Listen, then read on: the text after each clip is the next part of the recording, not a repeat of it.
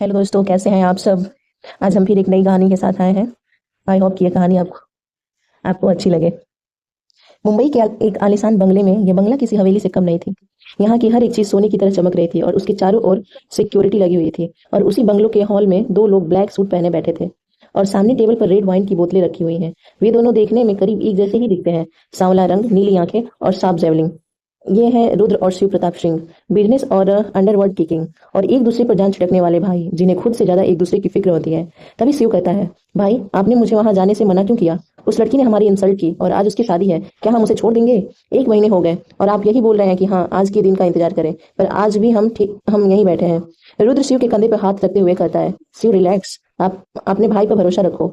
आज रात वो लड़की यहाँ होगी हमारे सामने। ये सुन शिव की आंखें चमक उठी और वो रुद्र के गले लग कहता है, भाई आप ग्रेट हो। वाह, मतलब हमारे बैठे बैठे वो लड़की यहाँ आ जाएगी।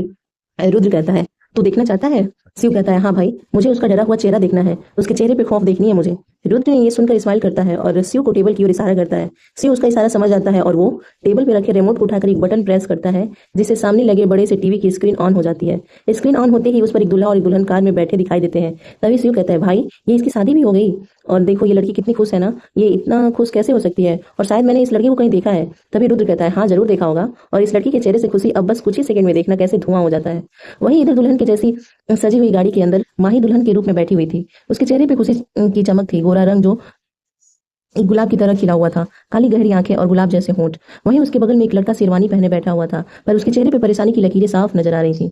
माही उस लड़की के हाथ पर हाथ रखते हुए कहती है, राज क्या हुआ, तुम इतने परेशान क्यों लग रहे हो, क्या तुम मुझसे शादी करके खुश नहीं हो।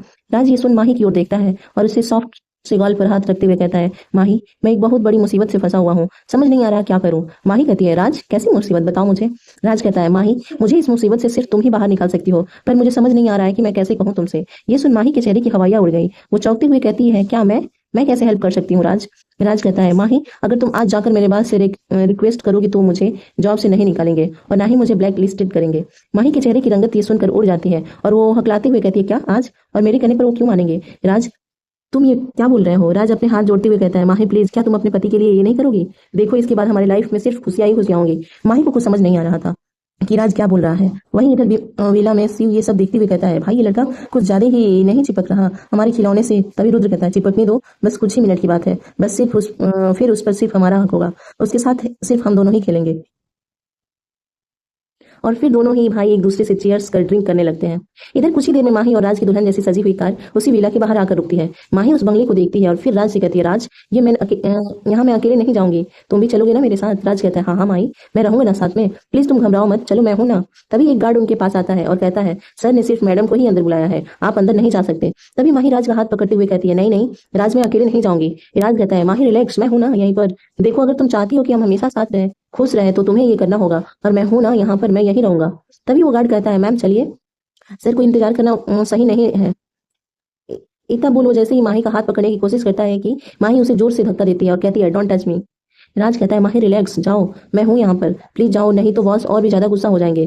प्लीज माही, तुम्हें मेरी कसम है, जाओ। माही गुस्से में लाल आंखों से राज की ओर देखती है और आगे बढ़ जाती है। उसकी विला के अंदर कदम रखते ही गेट खुद ब खुद खुल जाता है, जिसे देख माही के अंदर डर की एक लहर दौड़ पड़ती है।